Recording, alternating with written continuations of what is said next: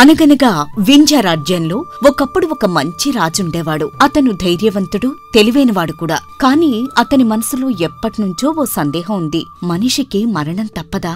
ఇది తప్పించుకోవచ్చు కదా అనే ఆలోచన. అలా ఒకరోజు రాజు సింహాసనంపై కూర్చుని ఆలోచిస్తూ, అసలు నేనెందుకు మరణించాలి? మనిషి ఎన్నో సంవత్సరాలు బతికి మంచి పనులు చేస్తే ఎట్టకేలకు చనిపోవాలంటే నా మనస్సెందుకు బాధపడుతోంది. ఎలాగైనా తెలుసుకుంటే అసలు మరణమనేది లేకుండా శాశ్వతంగా బతికే మార్గం ఉంటుందేమో అని ఆలోచిస్తూ ఉండగా అతని వద్దకు అప్పుడే వచ్చిన మహామంత్రి రాజుకు అభివాదం చేస్తూ, మహారాజా, ఏమిటి మీరేదో తీవ్రంగా ఆలోచిస్తున్నట్టున్నారు? ఏమైంది? నేనేవైనా సహాయపడగలనా? మరేం లేదు మంత్రివర్య. అసలు మనిషికి మరణం అనేది ఎందుకు వస్తుందో నాకు తెలుసుకోవాలని ఉంది అని రాజు అనగానే మంత్రి ఏదో ఆలోచించి ఒక చిరునవ్వు నవ్వుతూ రాజుతో ఇలా అంటాడు. ప్రభూ, మీరనుకున్నది చిన్న విషయం కాదు. దానికి అనేక సాధనలు చేయవలసిన అవసరం ఉంది. అయితే నాకు తెలిసి మన రాజ్యానికి మారుమూల ఉన్న అటవీ ప్రాంతంలో ఒక సన్యాసి ఉన్నాడు. అతను చాలా జ్ఞానవంతుడు, యోగశక్తులు కలవాడు. మరణాన్ని గెలిచే మార్గం ఆయన్ని అడిగితే మీకు సమాధానం దొరకవచ్చు అని చెప్పగానే రాజు చాలా సంతోషంగా ఇలా అంటాడు. మంత్రివర్య, మీరు చెబుతున్నది నిజమేనా? అలాంటి వారు ఉన్నారా? అయితే నేను వెంటనే వెళ్లి ఆయన్ని కలుస్తాను. నేను నిజంగా అమరత్వం గురించి తెలుసుకోవాలనుకుంటున్నాను. ప్రభూ, మీ సంకల్పం గొప్పదే. కాని ఆయన్ను కలవాలి అంటే చాలా కష్టపడి కొండలు అడవుల్లో ప్రయాణించాలి. మరి దానికి మీరు సిద్ధమేనా అని మంత్రి అనగానే మంత్రి మాటలకు నవ్వుతూ రాజు ఇలా అంటాడు. మరణాన్ని జయించే మార్గం తెలుస్తుందంటే నేను ఎంత కష్టమైనా ఎదుర్కోవడానికి సిద్ధంగా ఉన్నాను. ఆ దారిలో ఎన్ని అడ్డంకులు ఎదురొచ్చినా పోరాడి ఆయన్ను నేను కలుసుకుంటాను. ఎందుకంటే ఇప్పుడు నాకున్నది ఒకే ఒక లక్ష్యం, అది మరణాన్ని జయించడం. అలా మహారాజు తన రాజభవనాన్ని వదిలి ఆ సన్యాసిని కలవడానికి అటవీ మార్గం వైపు బయలుదేరతాడు. అలా చాలా రోజులు ప్రయాణించాక రాజు ఆహారం లేకుండా, విశ్రాంతి లేకుండా పర్వతాలు దాటి అడవుల మధ్య నడుస్తూ చివరకు ఒక చెట్టు కింద తపస్సు చేస్తున్న సన్యాసిని కనిపెడతాడు. ఆ సన్యాసి కళ్లు మూసుకుని జపం చేసుకుంటూ కనిపిస్తాడు. తన లక్ష్యం నెరవేరబోతున్నదని సంతోషించిన మహారాజు 2 చేతులు జోడించి వినయంగా సన్యాసిని పలకరిస్తూ, స్వామి, నేను చాలా దూరం నుండి మిమ్మల్ని చూసేందుకు వచ్చాను. ఇంతకాలంగా నన్ను ఒక ప్రశ్న వేధిస్తోంది. నా మనసుకు అస్సలు ప్రశాంతతే లేదు. నా ఈ ప్రశ్నకు బదులు చెప్పి నాకు శాంతిని ప్రసాదించండి అని వేడుకోగానే ఆ సన్యాసి నెమ్మదిగా కళ్ళు తెరిచి చాలా ప్రశాంతంగా మహారాజు వైపు చూస్తూ ఇలా అంటాడు. మహారాజా, ఏమిటి నీ సందేహం చెప్పు. నాకు తెలిస్తే తప్పక బదులిస్తాను. మహాశయ, ఒక మనిషి జీవితాంతం కష్టపడి పనిచేసినా చివరికి చనిపోవలసిందే. మరి అసలు ఆ మృత్యువును ఓడించే మార్గం ఉందా? మనిషి పుట్టినప్పటి నుండి ఎలా బ్రతకాలో నేర్చుకున్నాడు. కాని ఎప్పటికీ మరణం లేకుండా బ్రతకడం ఎలాగో తెలుసుకోలేకపోతున్నాడు.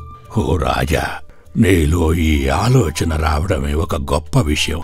అయితే నువ్వు అమరత్వాన్ని కోరుతున్నావు కదా? అవును స్వామి, నేనింకా బ్రతకాలని కాదు, సత్యాన్ని తెలుసుకోవాలనే కోరికతో ఉన్నాను. ఎవరికీ భయం లేకుండా బ్రతికే మార్గం ఉందా అని అడగగానే సన్యాసి శాంతంగా తన చేతితో ఒక దిశవైపు చూపిస్తూ ఇలా అంటాడు. మహారాజా, అదుగో చూస్తున్నావుగా, ఆ 2 పెద్ద పర్వతాలు దాటి వెళితే అక్కడ ఒక మంచి నీటి సరస్సు కనిపిస్తుంది నీకు. నువ్వు వెళ్ళి ఆ సరస్సు నీటిని తాగితే నీకు అమరత్వం లభిస్తుంది అని అతను చెప్పడంతో పట్టలేని సంతోషంతో మహారాజు ఇలా అంటాడు. మీరు చెప్పేది సత్యమా స్వామి? అయితే నేను వెంటనే బయలుదేరుతాను. ఇక మీకు నేను ఎప్పటికీ రుణపడి ఉంటాను అని ఉత్సాహంగా అక్కడ్నుండి బయలుదేరిపోతున్న మహారాజును చూసి ఆ సన్యాసి ఇలా అంటాడు. మహారాజా, ఆగు, అంతగా తొందరపడకు. నువ్వు ఒక విషయం గుర్తుంచుకో. ఇప్పుడు నీకు కావలసింది ధైర్యము, ఉత్సాహము కాదు, ఓర్పు, సహనం కూడా కావాలి. ఈ ప్రయాణంలో నీకు ఎదురైన ప్రతి సంఘటనని ప్రశ్నించు. దాని గురించి తార్కికంగా ఆలోచించు. అప్పుడు నీకు అసలు నిజం కనపడుతుంది. వెళ్ళి జీవిత సత్యాన్ని తెలుసుకో అని చెప్పడంతో మహారాజు ఆశతో ఆ పర్వతాల వైపు నడక మొదలు పెడతాడు. అమరత్వాన్ని పొందాలన్న ఆశతో కాదు, జీవితం గురించి నిజం తెలుసుకోవాలనే సంకల్పంతో. అలా రాజు 2 పెద్ద పర్వతాలను దాటి వస్తాడు. ఎంత అలసటైనా అతని ముఖంలో ఆనందం కనిపిస్తూ ఉంటుంది. ఆ రాజు ముందు ఇప్పుడు ఒక అందమైన సరస్సు, అందులో నీళ్లు ఆకాశాన్ని ప్రతిబింబిస్తూ మెరిసిపోతూ కనిపిస్తున్నాయి. అది చూసి రాజు ఆనందంతో ఇలా అనుకుంటాడు, ఆ స్వామీజీ చెప్పిన సరస్సు ఇదే అయ్యుంటుంది. ఇక ఇందులో నీటిని తాగితే నాకు అమరత్వం కలుగుతుంది. ఇప్పుడు మరణం గురించి నాకు ఇక ఎటువంటి భయం లేదు.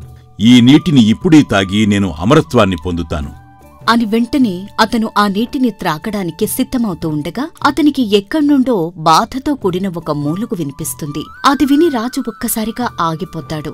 ఆశ్చర్యంగా చుట్టూ చూస్తాడు. ఆ శబ్దం ఎక్కడ్నుంచొచ్చిందో తెలుసుకోవాలని ముందుకు నడుస్తాడు. అంతలో ఒక పెద్ద చెట్టు కింద ఒక వృద్ధుడు పడి ఉంటాడు. ఆ మూలుగు అతని నుండే వస్తోందని గ్రహించిన రాజు అతని వద్దకు వెళ్లి ఇలా అడుగుతాడు, స్వామి, మీకేమైంది? ఎందుకలా బాధపడుతున్నారు అని అడగ్గానే బలహీనంగా ఉన్న ఆ వృద్ధుడు కన్నీళ్లతో ఇలా అంటాడు, రాజా, నేను కొన్ని సంవత్సరాల క్రితం ఈ సరస్సు నీటిని తాగి అమరుణ్ణయ్యాను. అప్పుడు నాకు చాలా ఆనందంగా అనిపించింది. కానీ అని ఏదో చెప్పాలని అనుకుని ఆగిపోయిన ఆ వృద్ధుణ్ణి చూసి రాజు ఆశ్చర్యపోతూ, ఎందుకు స్వామి ఆగిపోయారు? అమరుడిగా ఉండడం మంచిదే కదా. అయినా మీకు ఈ దుస్థితి ఎందుకు దాపురించింది? మరణాన్ని జయించడం నాకు మొదట్లో బాగానే అనిపించింది. కాని నాకు 100 ఏళ్లొచ్చాక నా కుమారుడు నన్ను ఇంటి నుంచి బయటకు పంపేశాడు. ఆ తరువాత వృద్ధాప్యంతో అతడూ చనిపోయాడు.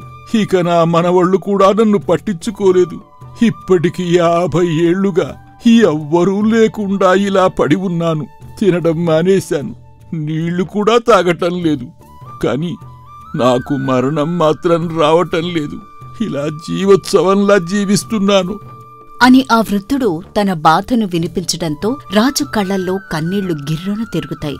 ఇక అతనిలో ఒక్కసారిగా నిశ్శబ్దం ఆవరిస్తుంది. కొంతసేపటికి తేరుకుని తనలో తాను ఇలా అనుకుంటాడు, అమరత్వం అంటే ఇదా?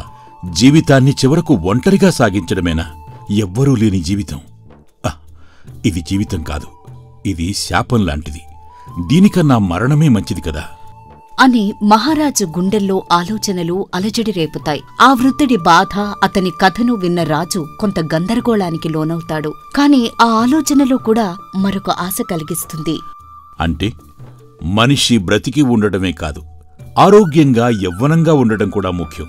కాబట్టి అమరత్వానికి శాశ్వత యవ్వనం తోడైతే అంతకుమించి అదృష్టం ఉండదు అని మహారాజు వెంటనే అక్కడ్నుండి బయల్దేరి మళ్లీ ఆ కొండలు దాటి తిరిగి ఆ సన్యాసి వద్దకు చేరుకుంటాడు.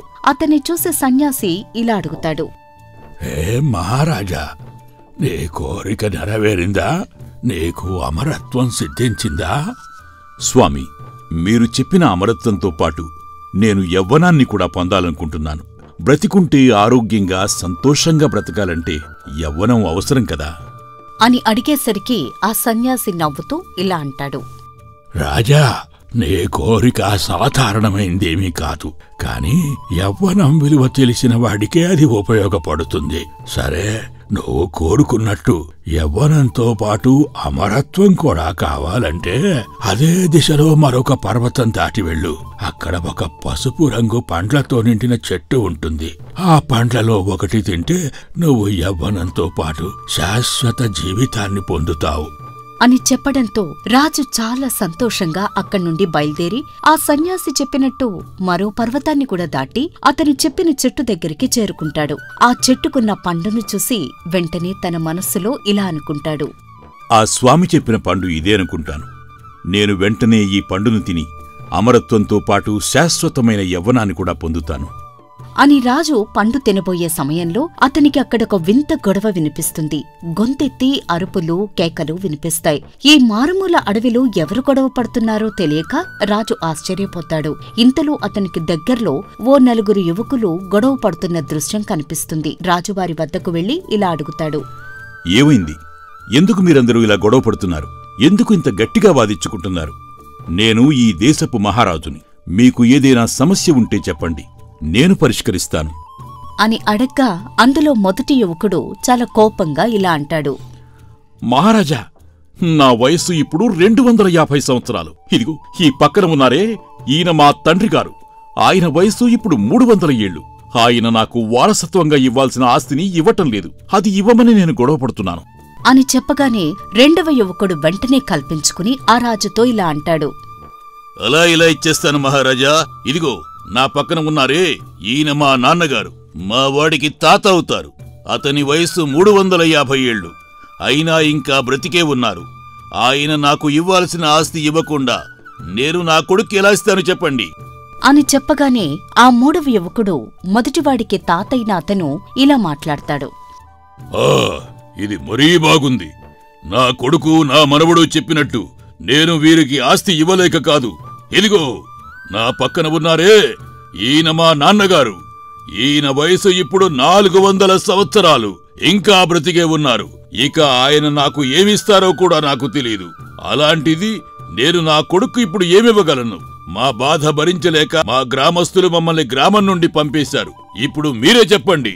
అలా ఆ నలుగురు యువకులు 4 తరాలకు చెందిన తండ్రి కొడుకులని, వారు ఆ పండు తిని అమరత్వంతో పాటు యవ్వనం కూడా సాధించటం వల్ల ఎవరూ చనిపోకుండా ఉండి చివరికి వారి మధ్య ఆస్తి తగాదా వల్ల గ్రామం నుండి వెలివేయబడ్డారని తెలుసుకున్న మహారాజు తనలో తాను విచారిస్తూ ఇలా అనుకుంటాడు. ఇదేమిటి భగవంతుడా, ఇంతకాలం బ్రతికినా శాంతి లేదు, ప్రేమ లేదు. వారసత్వము, ఆస్తుల కోసం తండ్రి కొడుకులు పోట్లాడుతుంటే ఇక ఇది జీవితం ఎలా అవుతుంది? ఇది కాదుగా నేను కోరుకున్న అమరత్వం, యవ్వనం. నేను కోరుకున్నది ప్రశాంతమైన ప్రేమతో కూడిన జీవితం కదా అని రాజు మనసు తల్లడిల్లిపోతుంది. యవ్వనంతో కూడిన జీవితం కూడా శాపంగా మారవచ్చు అన్న భయం అతన్ని ఆవేదనకు గురిచేస్తుంది.